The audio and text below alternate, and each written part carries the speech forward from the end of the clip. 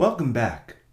In our last segment, we spoke about the founder of Islamic philosophy, Al-Kindi, and introduced al-Farabi, the next great figure in the Masha'i school. In this segment, we'll conclude our discussion of al-Farabi. Now, another genre of writings of al-Farabi is his interpretation of Greek philosophy. Not logic, but metaphysics and the rest of Greek philosophy. Perhaps his most important metaphysical work in this field is the Book of Harmony of the Views of the Two Philosophers, the divine Plato and Aristotle. Many Muslim philosophers considered Plato as well as Pythagoras to have been inspired, and maybe even prophets. In this major work, al-Farabi tried to harmonize the views of Plato and Aristotle. Islamic thought is based on the doctrine of unity, and cannot accept that any verifiable truth claims can be contradictory. So there must be different versions of the same truth. And so there's much more emphasis on accord than discord. Now, al-Farabi expresses this essential characteristic of Islamic thought regarding integration. This is a foundational work of Islamic philosophy, setting the background for seeing Plato and Aristotle not as contradicting each other, but as complementing each other. The fundamental point here is the question as to what constitutes the reality of things. According to Plato, it's the archetype, the Platonic idea. According to Aristotle, it's the inner form. That is, what makes a cat is the form of cat. For Plato, it's a transcendent form of catness that is reflected in this world of shadows in which we live. But the cat's reality, according to Plato, stems from the archetypal cat. And that cat is the reality of all cats. And it's transcendent vis-a-vis all cats, as you recall from Xavier's Philosophy 100 course. For Aristotle, it's an infused or immanent form that is within each cat.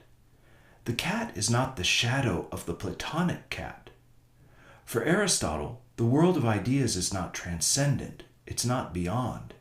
It's immanent, within. That's a very big difference. At least, this is the way that Plato and Aristotle have usually been understood on this point. And it's this point that al-Farabi tries to confront and solve, saying that these two sages really implied two different aspects of the same reality, which is at once totally immanent and totally transcendent, vis-a-vis the individual existent, individual member of a species, or individual objects in the world out there. And much of later Islamic thought sees these philosophers through his eyes. This book is the culmination of al-Farabi's study of the ancient Greek philosophers whom he knew so well. There's another important issue with which al-Farabi was involved. He knew languages from three different families, Arabic, Persian, and Turkish, which are as different as Navajo, Swedish, and Chinese, which is very significant philosophically. Although Arabic, Persian, and Turkish have many common words, philosophically, the way you relate one concept or thought to another is very different in these three languages. So al-Farabi had the tremendous advantage of being able to think philosophically in more than one linguistic structure. Since he was interested in logic, the question of the relationship between logic and language, and philosophical concepts of language, and between language and meaning, were all important for him. In a sense, he's the father of linguistics, the science of language and the science of meaning related to language. To that end, he wrote one of the most important books in Islamic thought, called Kitab al-Huruf, the Book of Letters. As evidence of the multifaceted genius of al-Farabi, in addition to the remarkable scope of his works we have just briefly outlined, he is the father of Islamic political philosophy, which we'll discuss at the end of the course. And he was a practicing Sufi from his youth until he died, and some of his mystical compositions are still heard in Sufi orders today in Turkey and India. This truly incredible figure spent the first part of his life in Farab.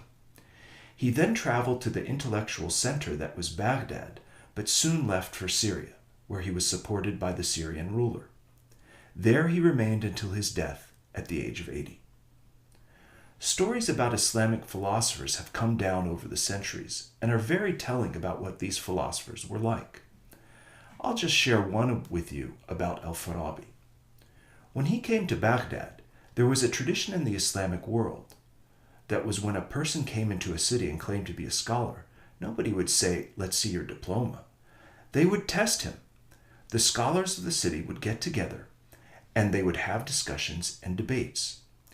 Usually these were held in the presence of caliphs, sultans, and so forth. And when everyone heard that al-Farabi had come to Baghdad, they immediately assembled a large palace room with the caliph in the seat of honor and others seated in relation to him in accordance with their rank. Al-Farabi comes in with his strange clothing, and everybody was very surprised, thinking it somewhat impolite to the caliph. The caliph was jolted a little. He gets up and greets al-Farabi, saying, "Please take a position according to your estimation of your knowledge." So al-Farabi comes all the way up and sits in the caliph's place, making the caliph very angry. He says in a little-known language to his chamberlain, "If this fellow doesn't prove his worth, I'll have his head cut off." But to the caliph's great surprise, al-Farabi answers in the same language, "Don't worry, I'll prove my worth." So the caliph asks the scholars to choose a field to test al-Farabi. The scholars question him about the most quote-unquote obscure subject they can think of, that is, musical theory, on which al-Farabi ultimately wrote the definitive work. He undoes everybody and ties them up in knots. The caliph becomes flabbergasted and says, "You really know the theory, but can you play?" So al-Farabi pulls out a flute from his pocket and plays a melody that makes everybody laugh. Then he turns it around and plays a melody that makes everybody cry. Finally, he plays one that makes everybody sleep. After that, he left Baghdad and never came back. That concludes our segment on al-Farabi, and next time we'll turn to the philosopher who brought the Mashai school to its peak, Ibn Sina.